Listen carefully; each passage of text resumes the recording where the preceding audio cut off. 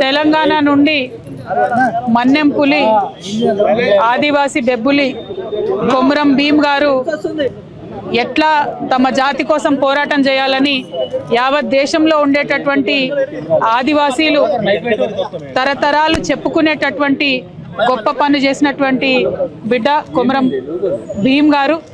మరి కొంతమంది జననం చరిత్ర అయితే కొంతమంది మరణం చరిత్ర అవుతుంది. కొమరం భీమ్ గారు వారి మరణంతోని ఆదివాసీలకు పర్మనెంట్గా సాధించి పెట్టినటువంటి హక్కులు అనేకం ఉన్నాయి.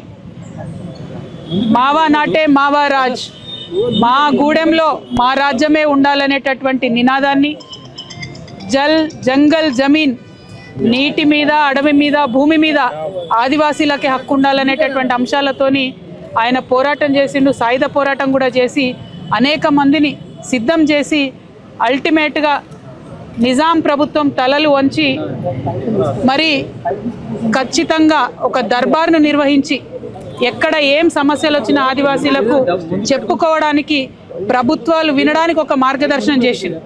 ఆ తర్వాత ప్రజాస్వామ్యయుతంగా వచ్చేటటువంటి ప్రభుత్వాలు వచ్చిన తర్వాత కూడా ఇప్పటికీ కొమరం భీమ్ గారిని గౌరవార్థం మరి దర్బార్ నిర్వహించడం అంటే అది వారి గొప్పతనం తప్పితే ఇంకొకటి కాదు.